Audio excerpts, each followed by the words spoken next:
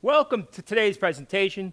Today, I'll be going over Patrol Guide Procedure 202.19, the duties of the patrol supervisor. Just like in 202.18, the desk officer, 202.19, the patrol supervisor, is an extremely important procedure. Whether you're a sergeant or whether you're a lieutenant, you're going to be frequently performing the duties of the patrol supervisor. Now, we begin with a scope statement. Patrol supervisors must be a uniformed member of service in a rank of sergeant or above. And please note, do they have the exact same statement in 202.18, the desk officer? They do. So if you are going to be the desk officer patrol supervisor, you have to be a sergeant or above. Now, in the past, when a sergeant reported to work, he would report to the desk officer, and the desk officer would sign him in. That is no longer required. Why?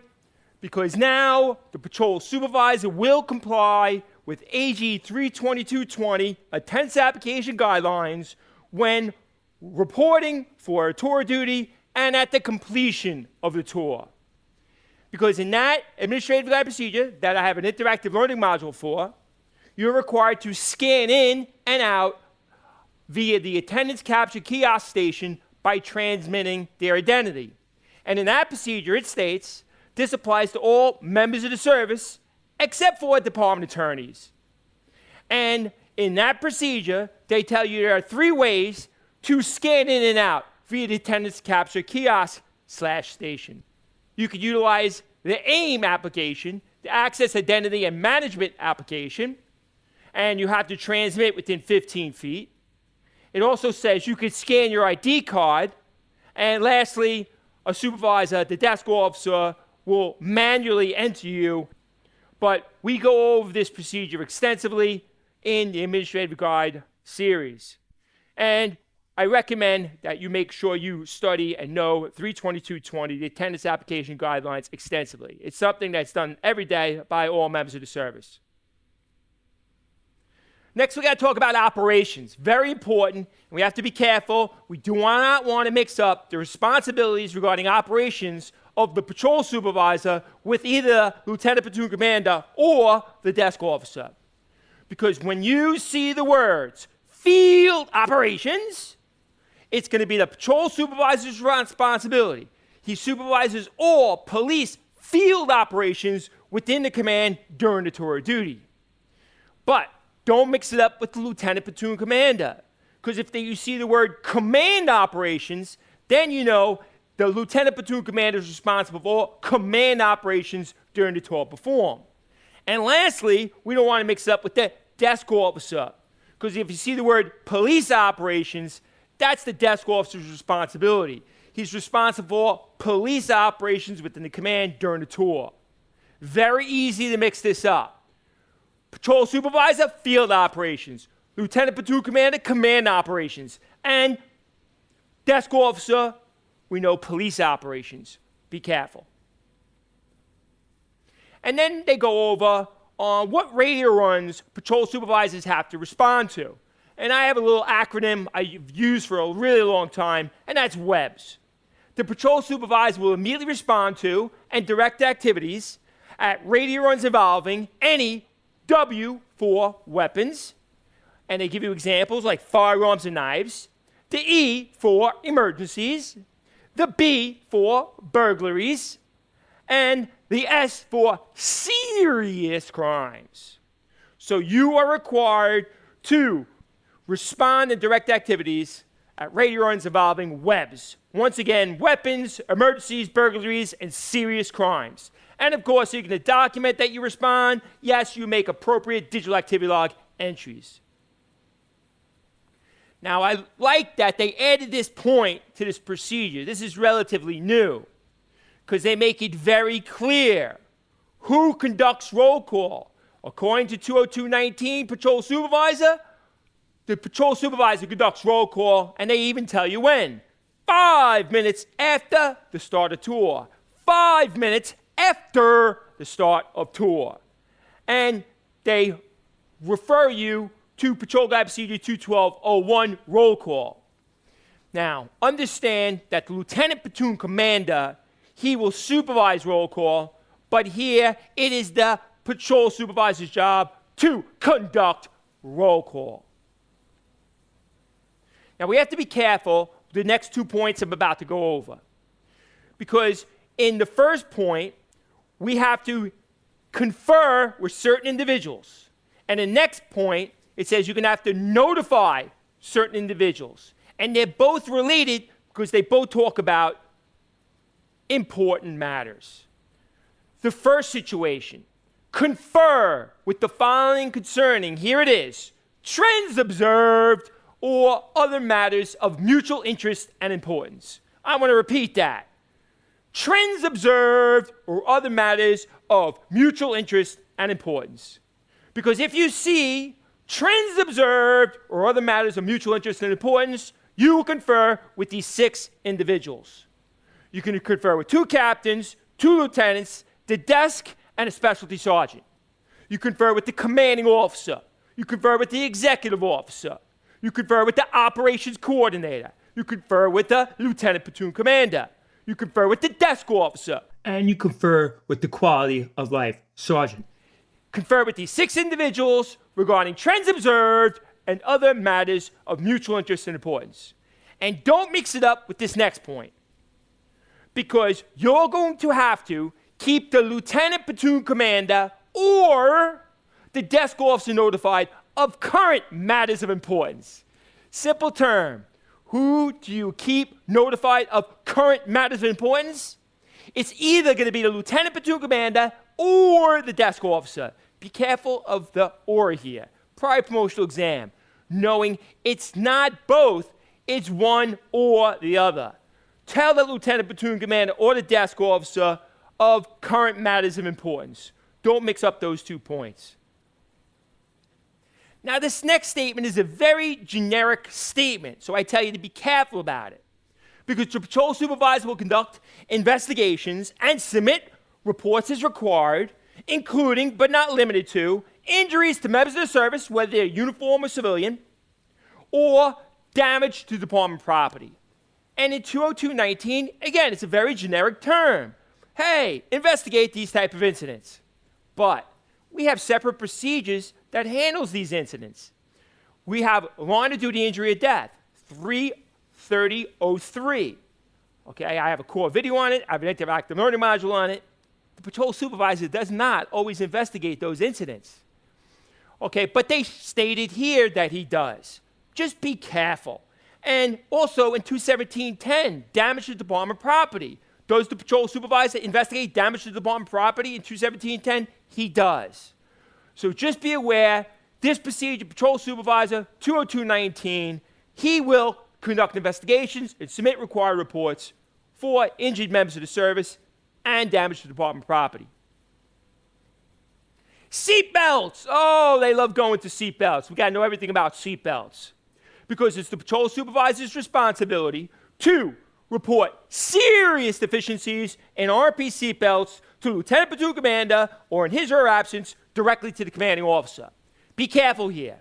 First thing to be careful about is it's not all deficiencies. It's serious deficiencies. Oh, I have a serious deficiency. Lieutenant Platoon Commander, I'm the patrol supervisor, and I'm telling you about this serious deficiency. But lieutenant's not available. The lieutenant is absent.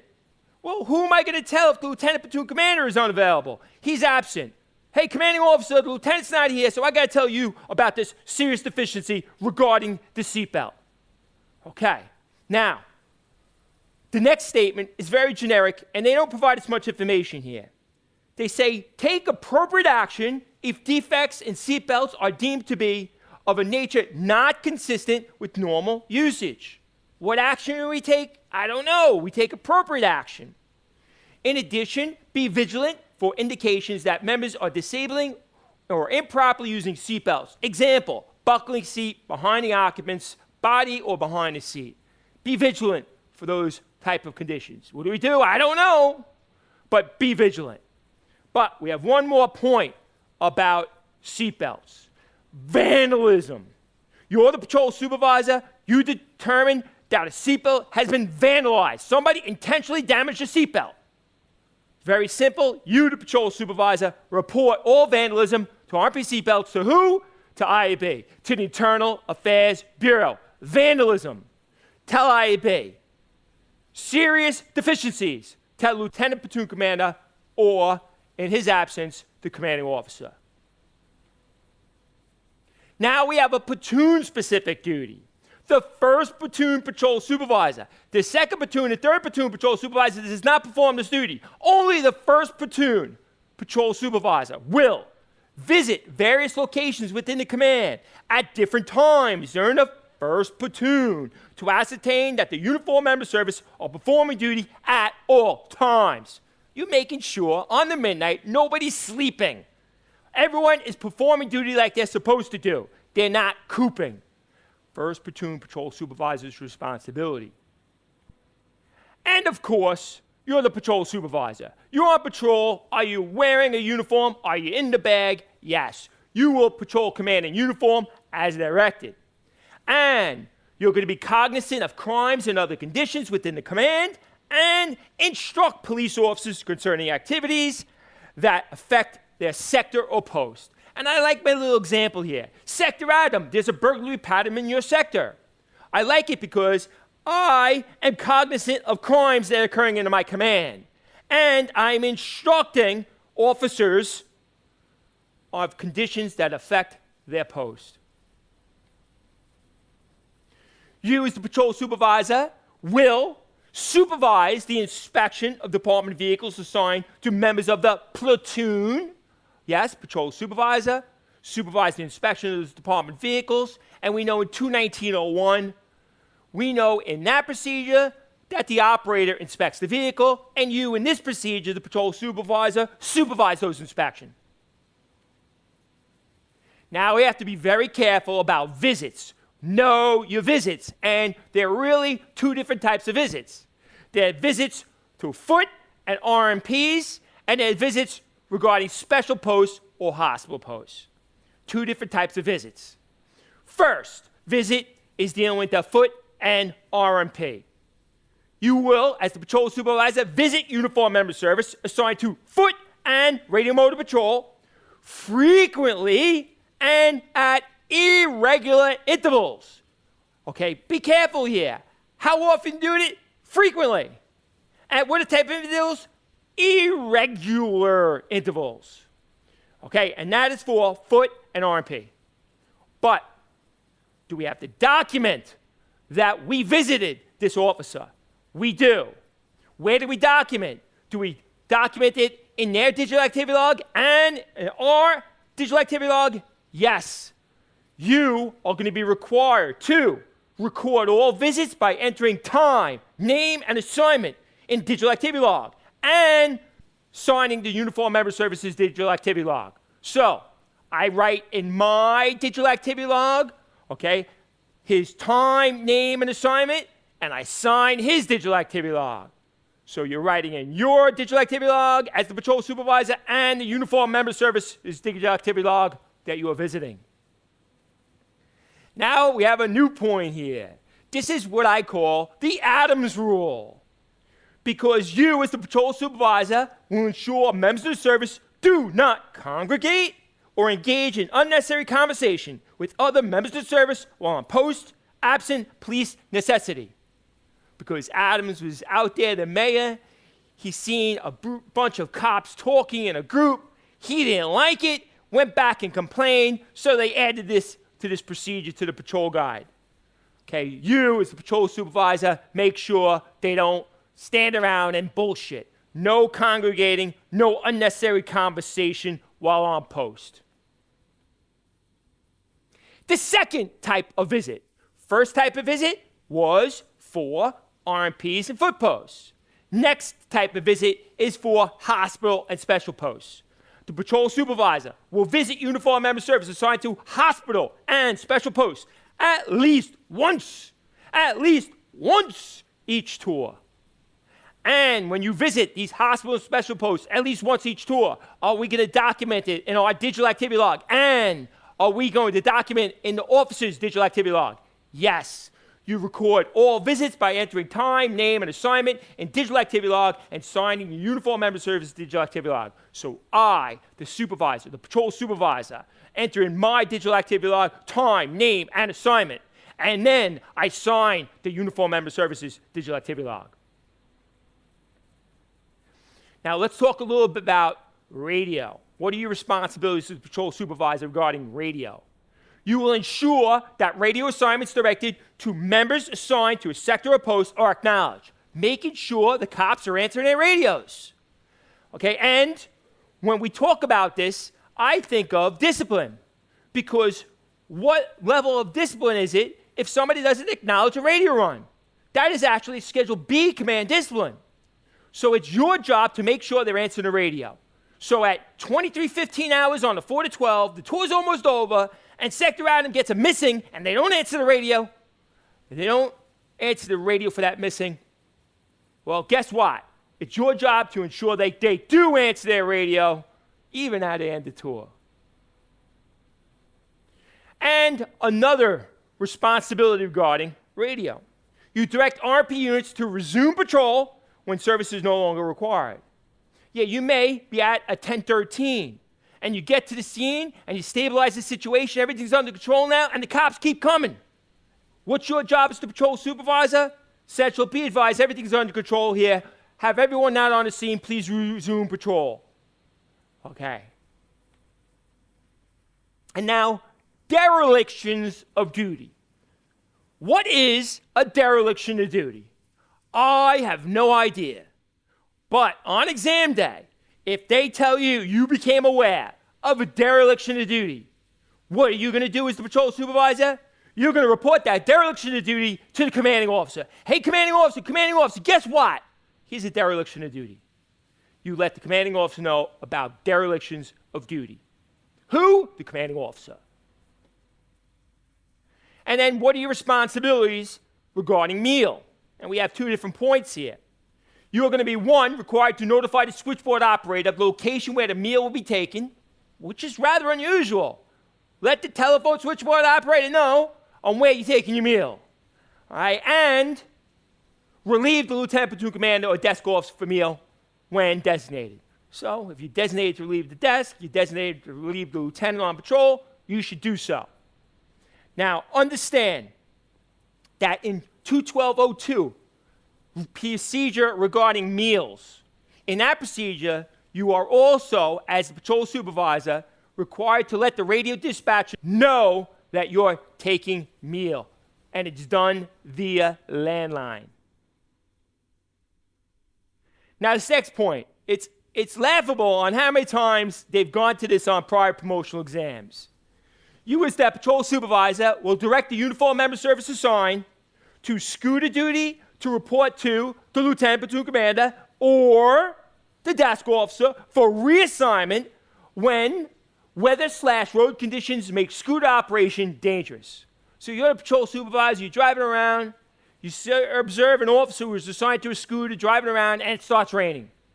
And the streets are slippery, or it starts snowing, or it gets really windy. Well, we have dangerous condition here. Hey, officer, you should report back to the desk officer, lieutenant platoon commander for reassignment. You really shouldn't be on that scooter any longer. It's dangerous out here. And now we got to talk about the officer profile report. Now, this is the very basic duties of the patrol supervisor. We have a whole procedure that goes over everything you're responsible to do with this officer profile report, and that's AG 33109. And I have a core video on that procedure, and I have an interactive learning module on that procedure. This is only going over the basics. They state that the patrol supervisor is required to review and sign that officer profile report of police officers/detective specialists. How often? Monthly. How often? Monthly. You will review and sign the officer profile reports monthly. And it also tells you who and when you have to submit that officer profile report as the patrol supervisor. You will make required entries and deliver completed reports. To who? To the platoon commander for review by the 5th day for the previous month. So January just ended. You're required to submit that officer profile report to the platoon commander by the 5th day of February.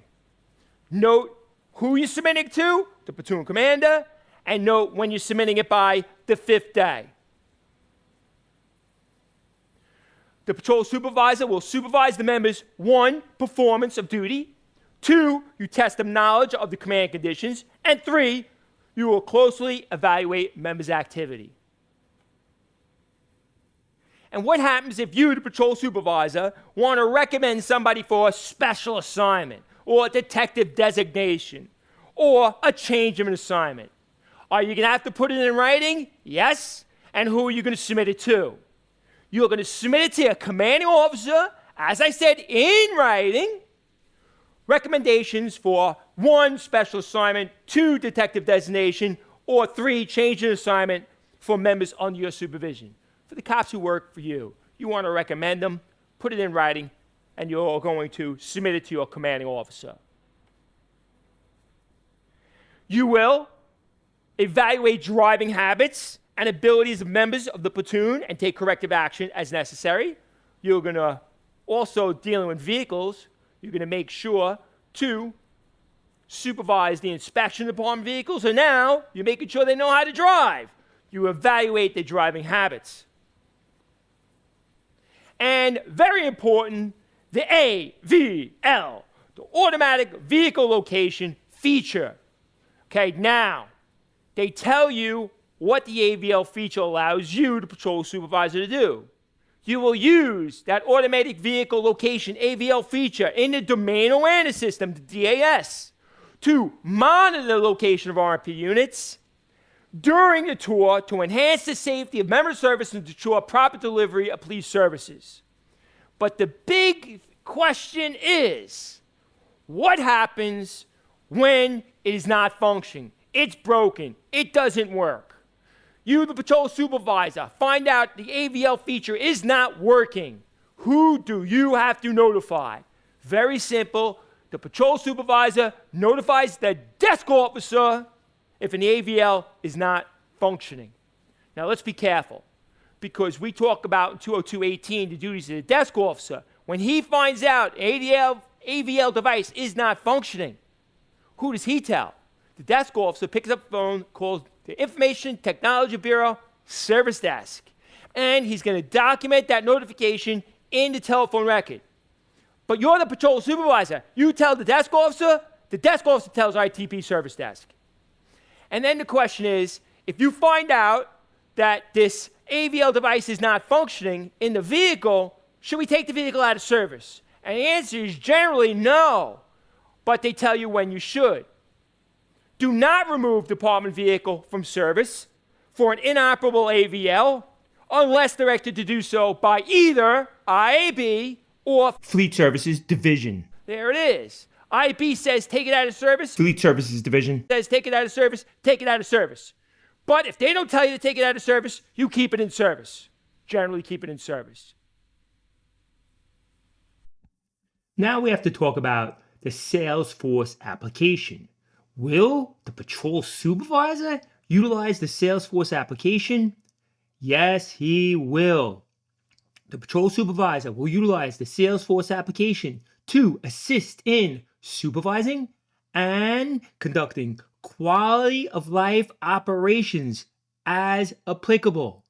A bit unusual, but yes, the patrol supervisor will utilize the Salesforce application. There it is, 202.19. This procedure was effective on October 24th of 2025, and it was last revised by Revision Order number 109 of 2025. My name is Mike Yanisic. You have any questions, comments, or concerns, feel free to email me at mike@elitestrategictraining.com or email my son Connor at connor@elitestrategictraining.com or call us at 516-761-9101. Keep studying, stay focused, and stay motivated. Until next time.